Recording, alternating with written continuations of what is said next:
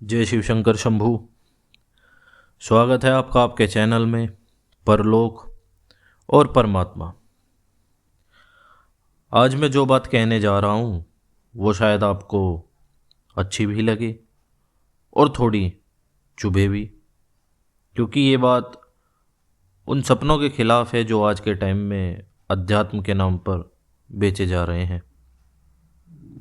आज हर दूसरा व्यक्ति कुंडलिनी जागरण की बात कर रहा है, जैसे ये कोई कोर्स है, कोई वर्कशॉप है, कोई 2 दिन का शिविर है कि आ जाओ, बैठो, आंखें बंद करो और कुंडलिनी जागृत करा लो।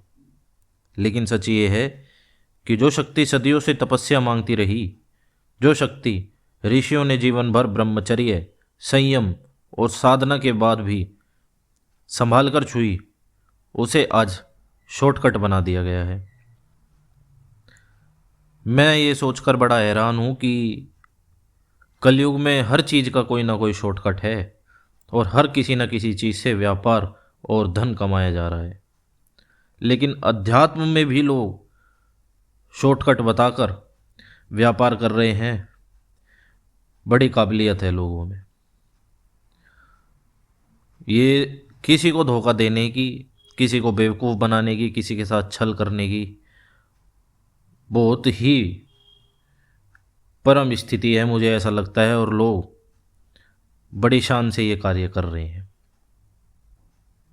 मैं ये बात जिम्मेदारी के साथ कह रहा हूँ, कुंडलिनी कोई खेल नहीं है, कोई एक्सपेरिमेंट नहीं है और ना ही ये हर किसी के लिए हर समय के लिए होती है। कुंडलिनी एक जीवित शक्ति है जो हमारे शरीर के मूलाधार चक्र में सुप्त अवस्था में रहती है, और जब ये शक्ति गलत तरीके से जागृत हो जाती है तो वही शक्ति जो इंसान को ऊपर उठा सकती है उसे तोड़ भी सकती है। इसलिए मैंने पहले भी कहा था और आज दोबारा कह रहा हूं, कुंडलिनी 1-2 दिन में जागृत नहीं होती। और जो ऐसा बोल रहे हैं कि ये 1-2 दिन में जागृत हो जाएगी, आप हमारे पास आइए, हमारे शिविर में रुकिए, 2 दिन रुकिए, हम कुंडलिनी जागृत करा देंगे, वो या तो स्वयं भ्रमित हैं या फिर जानबूझकर लोगों को भ्रम में डाल रहे हैं। मैंने जो पिछली वीडियो डाली थी उसका मेन उद्देश्य सिर्फ ये था कि मैं ये बताना चाहता था कि कुंडलिनी शक्ति एक परम शक्ति है जो तपस्या मांगती है, जो साधना मांगती है, जो शुद्ध आचरण, शुद्ध जीवन शैली मांगती है। ये कोई व्यापार नहीं है। जो लोग इसका धंधा बनाकर बैठे हैं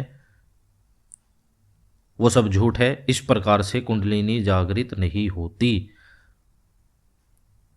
कुछ लोग मेरी बात समझ गए थे, कुछ लोग मेरी बात को शायद नहीं समझ पाए। मैं कुंडलिनी जागरण की शक्ति का सम्मान करता हूं। अध्यात्म की एक परम स्थिति है जो भी इसे प्राप्त करता है। लेकिन आज मैं सिर्फ गलत को गलत कहने नहीं आया हूं। आज मैं ये भी कहना चाहता हूं कि कुंडलिनी जागरण अपने आप में कोई गलत चीज़ नहीं है, बल्कि यह अध्यात्म की सबसे शुद्ध, सबसे पवित्र और सबसे शक्तिशाली प्रक्रियाओं में से एक है। बस शर्त यह है कि इसे सही समझ के, सही समय पर और सही मार्गदर्शन में ही किया जाना चाहिए। जब कुंडलिनी सही तरीके से गुरु के सानिध्य में धीरे धीरे ऊपर उठती है तो व्यक्ति के जीवन में ऐसे बदलाव आते हैं जो शब्दों में बयान करना बड़ा ही मुश्किल है। उसके मन का शांत होना, उसकी सोच में शुद्धता आना, उसका आचरण स्वयं ही शुद्ध हो जाना, व्यसन छूटने लगते हैं, भय धीरे धीरे गलने लगता है, नाम जाप में रुचि बढ़ जाती है, ध्यान में रुचि बढ़ जाती है, भक्ति अपने आप वो भक्ति की तरफ नहीं, भक्ति उसकी तरफ खींचने लगती है। ऐसा व्यक्ति दुनिया से भागता नहीं, बल्कि दुनिया में रहकर भी अंदर से बिल्कुल अलग हो जाता है। दयालुता, करुणा, संवेदनशीलता, संतुलित, सब कुछ उसके अंदर बढ़ जाता है। लेकिन सच का दूसरा पहलू ये भी है, जो लोग शिविर लगाकर धन ले रहे हैं वो ये कभी नहीं बताते कि अगर कुंडलिनी बिना तैयारी के, बिना शरीर के शुद्ध हुए, मन के शुद्ध हुए, बिना अहम को तोड़े, सिर्फ जिज्ञासा या दिखावा या शक्ति पाने के लालच में अगर जागृत करने की कोशिश भी की जाती है तो इसका असर शरीर और मन दोनों पर पड़ता है। किसी को अत्यधिक घबराहट होने लगती है, किसी को अजीब अजीब भय सताने लगते हैं, किसी को लगता है वो नॉर्मल ज़िंदगी से कट रहा है। नींद और भूख बिगड़ जाती है, आपका संतुलन बिगड़ जाता है शरीर का। शरीर में कभी ज़्यादा गर्मी या कभी ज़्यादा ठंड महसूस होने लगती है। और सबसे खतरनाक बात यह होती है कि व्यक्ति के अंदर अहम पैदा हो जाता है।